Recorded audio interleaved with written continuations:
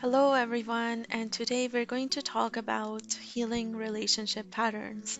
So, what this live or what this program is going to cover in this video is how to form actually new relationships that are amazing, amazing, beautiful relationships with the people around us. We're also going to discuss how to heal from repeated negative patterns and toxic relationships, and clear those negative blockages or patterns that keep appearing in life. So, let me ask you a couple of questions like, have you ever found the same kind of situations keep appearing in your life under different names? And at the end of it, you actually feel yourself having a specific perspective of the people around you, right? So, for example, like the same negative pattern just keeps repeating, and different people keep coming in your life with the same kind of situation being formed. And you wish that the world was a better place, but why does it seem so much filled with negativity? And I'm here to tell you that you're not alone in this. A lot of people around the world are experiencing these kind of situations. And it's not your fault, you can say, but it's a lot of beliefs are being kind of instilled in us that are actually creating such repeated patterns. I know that the world is not an easy place to live, especially in this day and age, but we're trying our best to help get through these times in the best possible way. So, when we talk about relationships, the most interesting thing is that try breaking the word down into two different words. You'll see the word relation and the word ship. The word relation means that we're connecting ourselves to another being. And the whole concept of relationships in the holistic field has to do with the heart. So when we meet new people, for example, and I'm talking here about the spiritual heart, not the physical heart that's pumping the blood, but the spiritual heart, just consider it that when you meet new people in life, you're all spiritual beings. And imagine that there's a rope coming from your heart that connects to that other person that you're connecting with. And that connection can be called a relationship. It's very, very interesting. The more you think about it or the more you get into it, you will understand how those patterns actually affect you in the end. And the second word that, when you break it down, appears is the word ship. And think of it like you're starting a new journey together, or you're boarding a boat in order to reach a specific destination with several other people. So, the boat might be taking several stops along the way. You might be encountering specific situations like storm comes in, all of these things. This is the journey of life, and you've decided to take some other people with you on this journey. And that journey is called a relationship. So, those are two amazing holistic perspectives to think about when we're discussing relationships. Now, in terms of how we deal with the world around us, or how we connect with the world around us, when you consider that you are a spiritual being, you will also understand that the world around us is a reflection of our inner world. And the situations that are being formed are also reflections of what's happening inside our mind. So, when you look at relationships, or when you look at how you're connecting with people around you, um, think of it like you're looking in a mirror, and the mirror is giving you a description or an image of what you feel about yourself. And in the next coming days, you can actually evaluate it. You can actually test it out. When you're talking to people in your family, when you're talking to your friends, when you're talking to especially your children, because children are the most observant and the most responsive to our inner self.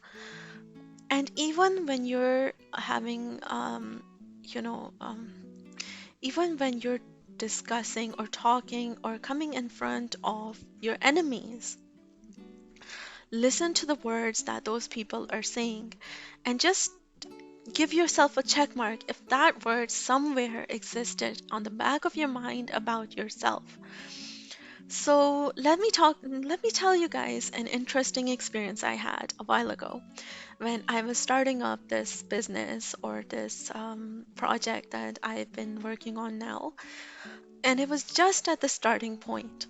I actually put a post somewhere about, hey, this is what I want to do, and this is what how I'm going to do it. And it was just a specific post on a specific topic. Interestingly, that day, there were some people that gave me a really, really negative response. This is never going to work out. You're a failure. You're going to fail at what you're doing. Just give up now. And I initially felt really hurt from those words that somebody had said to me. I said, why are they even saying that? I'm doing something so good. I wish, I became very disturbed to the point that I just turned off the computer. I went to sleep. And a while later, the inner mind or the inner instinct woke up and I started questioning it. That why at that specific time did that person say this to me? And I realized that on the back of my mind, those entire statements that were being made already existed. That I'm not going to be able to make it work. I'm a failure. I'm going to fail on this. And what I did that night is first, I did clearing on those beliefs that I had about myself. I used my logic to consider that no, this is not going to fail. I'm going to do very well in the path ahead. And the second thing I did was I didn't even use a pencil and paper because pen and paper has a lot of energy in the physical world. But I just opened a notepad on my computer and I wrote that person a letter.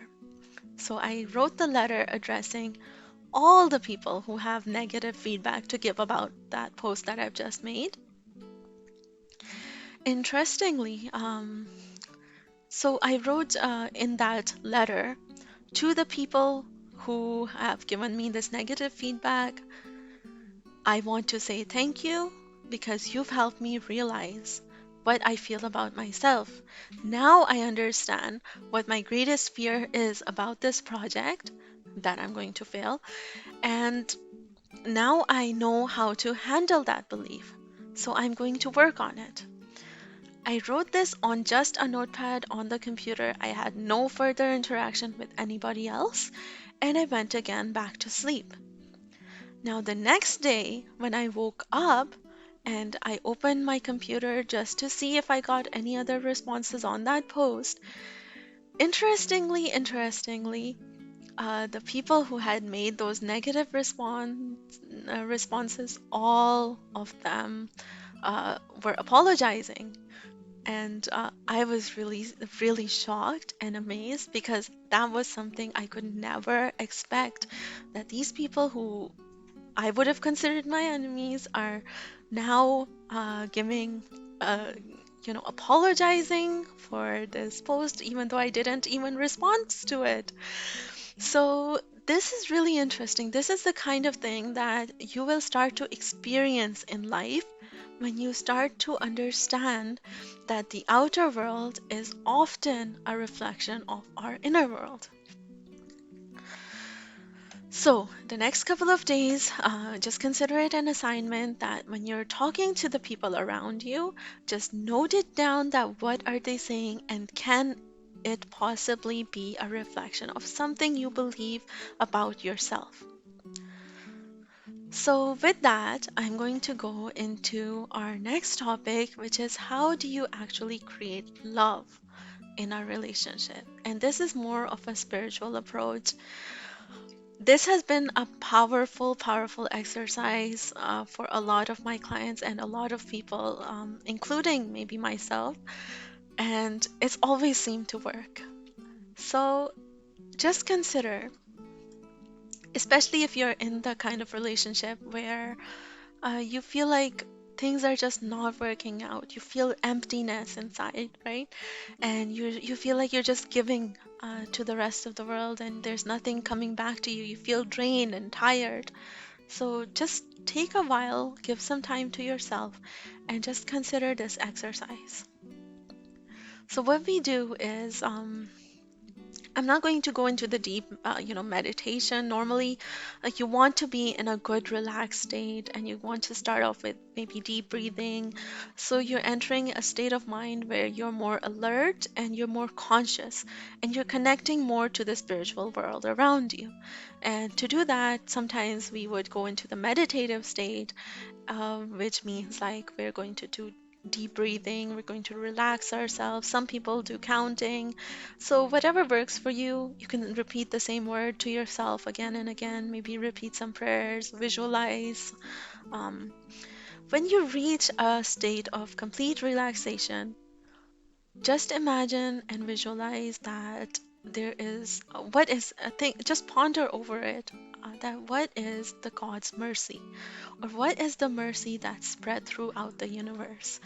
Now, when we think about God, we think about endless mercy, right? So, for example, a small atom, the tiniest particles in this universe, or atoms, even those are following a specific system, and those are, following a pattern. They are being protected. They are surrounded by this mercy. The large orbiting planets, the different universes out there, those are following a system. They are following some kind of divine, like intelligent design. Now put the attention back on yourself, right? Am I one of those recipients of that mercy? Just think about it now. The orbiting planets, the tiniest atom, the tiny little ant walking on a black rock in the middle of the night, all of those are surrounded by God's mercy. All of those are receiving protection. All of those are receiving guidance, some kind of design, and all of those are surrounded by this endless mercy. If you still don't understand it, or if you still feel a sense of doubt, just consider your own life. That have I ever had those incidences where it wasn't just a coincidence, but whenever I was in trouble, I received some kind of help in that situation that I was in from an unexpected source. Is that a sign of God's mercy? Maybe I was really hungry, and maybe when I was born, I didn't have food. Somebody was providing me food. My parents were providing me food. Is that a sign of mercy? Uh, am I one of those recipients of this mercy? Yes. Am I breathing right now? Is my breathing a sign of mercy? Is the fact that I am still in good health, is that a sign of God's mercy in the world that we're living in right now, that's been affected greatly by this pandemic? Yes, that's all a sign of God's mercy. So once you think about that, put all your attention on yourself. Now visualize that there's a white light coming from the sky, and that light is called unconditional love. And that light is love from God, and it's just falling down on you, showering down on you, and just feel the energy of that mercy. And you're going to take a deep breath in and repeat this statement to yourself for as long as you want. I open myself to receiving love or the mercy of God. I open myself to receiving it and spreading it throughout the universe. So that's the definition of love. Love is something that's not created by mankind. For sure, if it was created by mankind, it would have ended by now. But love is something that's created from God to as a sign of his mercy and given to mankind to be able to spread it through the universe. And in order to be one of those recipients of this mercy, we actually have to open up our heart. Now, have you ever heard the concept of having a heart wall? A heart wall is formed in the holistic field when we are trying to heal it. It's formed when we have so many negative experiences in life that we start forming barriers for ourselves where we cannot anymore feel love, or we cannot feel the positive emotions. Another way, a lot of times when we experience depression, we stop ourselves from being able to feel those kind of emotions, right? And part of the healing process just involves being open to receiving, uh, being open to accepting, or being gifted something, and you want to say thank you. I accept it, right? So I open myself. I'm going to keep repeating this statement so I can explain it to you. I open myself to receiving love, which is the mercy of God. And now the second step is spreading it throughout the universe. Just think of the example of a mother. A mother is so much filled with God's mercy. It's instilled in her before, when a child is born. That love is just given to her, and her task is to spread it and use it to kind of take care of her child and to protect them. And that's what all of us have to do in the end. We have to, if we see ourselves as a recipient of God's love, our task as human beings is to spread that love. And that is called humanity. So try this exercise. And when you think about spreading it throughout the universe, think about those people you have a good relationship with. Think about your family, your friends, the people around you. When you think of yourself as a recipient of this mercy, do you think you can let go or forgive some of those small mistakes that they're making? Do you think that you can love someone and give them care despite, despite they're making mistakes or doing something wrong? Do you think that that love, once you spread it in the universe, that it might just come back to you? The energy of that love might come back in some form or another. So that's all part of healing the relationship patterns that we experience in life. Now, the next topic, what happens when we keep having, toxic relationship patterns? Why does it keep happening? Yes, I do believe in love, and I am a really good person at heart. But why does it keep happening that the people I meet are bad people and they keep doing bad things to me? So, as I've been working throughout this healing journey, one of the patterns I've seen is sometimes that the relationship patterns that we form with the people around us are often linked to our earlier life and our earlier years in life. And the biggest thing that does cause toxic relationship patterns, unfortunately, is childhood trauma. It's one of the biggest factors. It's something I've seen repeatedly happening across different clients. And I'm not generalizing it that it just has to be that way, but this is something, for example, a doctor might see a disease and they might say people with heart problems are often eating more fatty foods. And it doesn't always have to be that way, but sometimes being somebody in the field, we get the experience that this might be one of the root causes. This might be something we have to heal in order to help our clients, right? So in toxic relationship patterns, this is something I'm saying from my experience that oftentimes uh, the subconscious belief that's creating this pattern for you is your childhood trauma. It could be negligence that you were ignored at some point. It could be some bad situation happened in front of you. And what happens is it creates a pattern of you feeling insecure with yourself, to the point that you don't believe in yourself anymore. you're not able to take care of yourself anymore. And when you can't give love to yourself, you cannot give love to the world around you. So how do we actually heal the past hurts? How do we heal these relationship patterns that keep occurring in life? One way is to work on our initial task, especially if we're escaping from a toxic relationship and now we have some place where we want to heal from it all, or change the pattern per se, is to work on our self-image, to work on how do we think about ourselves. When you look in the mirror, that's the best time to analyze what you feel about yourself. Are you the person that's saying, hey, I'm so beautiful, I'm worth it, I can do anything I want in life? Or are you the person that is most harsh with yourself? Um, it has to do with your self-image. And you could be even saying that I don't deserve happiness, I don't deserve love, I'm a failure. You could be, blaming yourself for different situation. You could be giving yourself self-sabotage and just hurting yourself that way.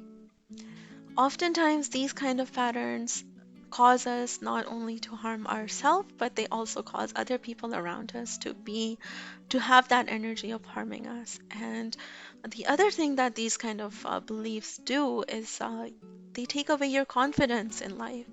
Once you lose your confidence, you're an easy victim to the situations, right? Somebody tells you, hey, you're ugly. And deep inside yourself, if you have the belief, yeah, I'm ugly, you're just gonna be like, yeah, sure. And then that person can say it more. So you don't want to do that. What about the second one, self-empathy? Do you have empathy for yourself? Uh, We've all made mistakes in life. We have to understand that we're human. And the person that cannot empathize with the self, that cannot forgive themselves, will never be able to forgive someone else. That person who is not able to empathize with the self or forgive themselves will never be able to accept another person. They'll never be able uh, to heal from it because they'll always be holding some kind of resentment towards the world around them. So just think about it. How do you feel about yourself? Do you accept yourself? Do you love yourself? Do you forgive yourself? If you don't, that's something we need to work on because those beliefs have a very, very large impact on the patterns that we form with the people around us. Now, a lot of people, because of the way I'm posting this video and because of the situations that are happening in the world today, might consider this video to be an example of victim blaming. And what victim blaming is when we see somebody in a bad situation and we say, hey, you're at fault for it. You should have done better, right? And that's not what I'm trying to achieve here. Uh, One of the interesting things that I feel, or one of the interesting mistakes that I feel that we're making, especially being women in this society, is calling ourselves victim. Why do we have to consider ourselves a victim of the situation, right? When I say I am victim, that means somebody else is an abuser, and I'm always going to fall into this situation. I've already made the belief, right? And do you think that if I make that belief once, that belief is not going to come again? Yes, there's bad situations that happen in the world. Yes, there's bad people out there in the world.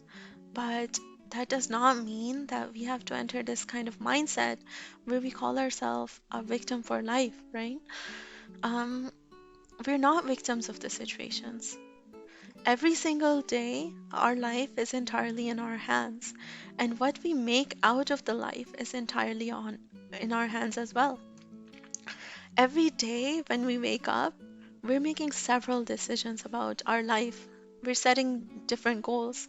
We're setting, what we want to achieve, what we want to do, what we want to do today. Maybe sometimes those plans get disturbed. We start working towards them all over again. Do we make food for ourselves every day? If we need to eat? Yeah, we do that. Especially being women, we know how to cook. Do you think we can make the decision to cook food for ourselves every day because we are hungry and we can't make the decision to make our life better with every single day? I don't agree with that. I'm sorry. But and everybody in this who's watching this video, anyone can blame me for this, but I honestly am telling you right now that if you want to change your life, the best person to start with is ourselves. Every single day, acknowledge the problems that you're having in life. Don't ignore them because acknowledgement, as we mentioned in one of the earlier videos, is part of um, understanding even our emotions, right? Don't ignore your problems, but acknowledge them and work towards a better solution every single day. Do you think our life can change that way? Do you think that once we start doing this, we can bring positive changes and get rid of some of those negative situations? Yes. Can we form goals about what our ideals are in terms of relationships? Definitely. We all have goals, and we can all achieve them if we just choose to. Same thing, not because this video is not just meant for women. Same thing with the men's. Same thing with all the people in our society. Every day, we are making decision about how we want to move forward in life. Why not live our life with purpose, right? And that's all I wanted to discuss with you by the end of it. There's definitely more interesting videos coming up, so feel free to subscribe. Feel free to keep in touch. Thank you.